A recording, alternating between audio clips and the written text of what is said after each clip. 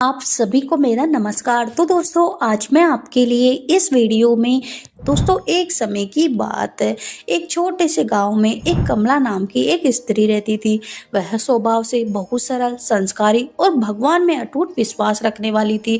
उसका विवाह हुए कई वर्ष हो चुके थे, परंतु उसके जीवन में एक बड़ा दुख था कि वह संतानहीन थी।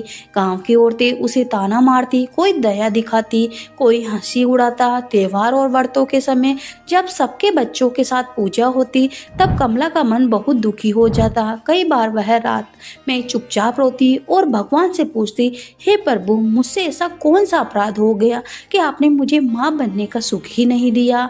उसका पति रामदास भी अच्छा था, पर समाज के दबाव से कभी कभी वह भी दुखी हो उठता। फिर भी कमला ने कभी गणेश जी भगवान से शिकायत नहीं की, बल्कि उसका विश्वास और भी मजबूत हो जाता। कमला विशेष रूप से गणेश जी भगवान की परम भक्ति, वह मानती कि गणेश जी भगवान तो विघ्नहर्ता है और सच्चे मन से पुकारने पर हर दुख हर लेते हैं। हर बुधवार का व्रत रखती, गणेश जी भगवान को दूर्वा लड्डू और फूल चढ़ाती, पूरे विधि विधान से पूजा पाठ करती। वह यह कभी नहीं कहती कि मुझे संतान दो, बस इतना ही कहती, हे गणेश जी महाराज, मुझे इतनी शक्ति दो कि मैं अपने भाग्य को स्वीकार कर सकूं। एक दिन गांव में एक बड़ा उत्सव था। सभी स्त्रियां अपने अपने बच्चों के साथ आई थी। किसी ने कमला से कह दिया, तुम्हारे यहाँ आने का क्या अधिकार है, तुम्हारी तो कोई संतान नहीं है। यह सुनकर कमला का हृदय टूट गया। वह बिना कुछ कहे चुपचाप वहां से चली गई। उस रात उसने कुछ नहीं खाया, बस गणेश जी भगवान के सामने बैठकर रोती रही। हे गणेश जी भगवान, अगर मेरा जीवन यूं ही तिरस्कार में बिताना है तो मुझे इस दुख से मुक्ति कर दो। उस रात कमला ने स्वप्न देखा। उसने देखा कि गणेश जी भगवान स्वयं उसके सामने प्रकट हुए हैं। उनका मुख कमल सा तेजस्वी था, उनकी आंखों में करुणा झलक रही थी। गणेश जी भगवान बोले, कमला, तुम रोती क्यों हो? क्या तुम्हें पता है कि हर स्त्री का मातृत्व केवल संतान से नहीं जुड़ा होता? कमला ने रोते हुए कहा, प्रभु, समाज मुझे बांझ कहकर अपमानित करता है, मेरा मन बहुत दुखी होता है।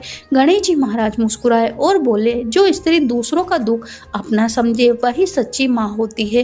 कल सुबह तुम मंदिर के बाहर जाना, तुम्हारा मार्ग स्वयं खुल जाएगा। यह कहकर गणेश जी भगवान अंतर्धान हो गए। अगली सुबह कमला जल्दी उठी और मंदिर के बाहर गई। वहां उसने देखा एक गरीब स्त्री अपने छोटे से बच्चे को छोड़कर रोती हुई जा रही थी।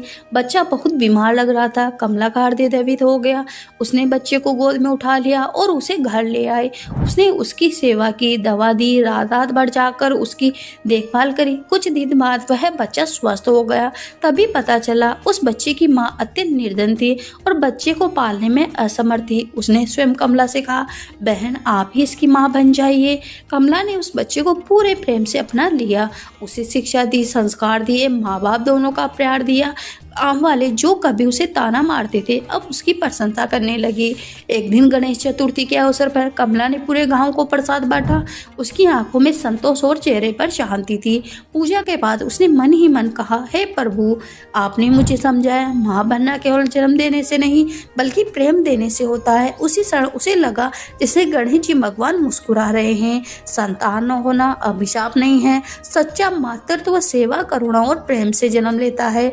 गणेश जी भगवान सच्चे भक्तों का मार्ग हमेशा ही सही दिशा में मोड़ देते हैं।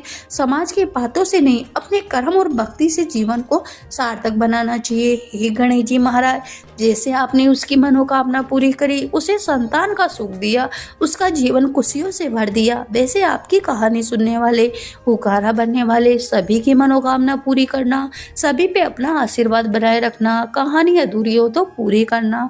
तो प्रेम से बोलिए, गणेश जी भगवान की जय हो।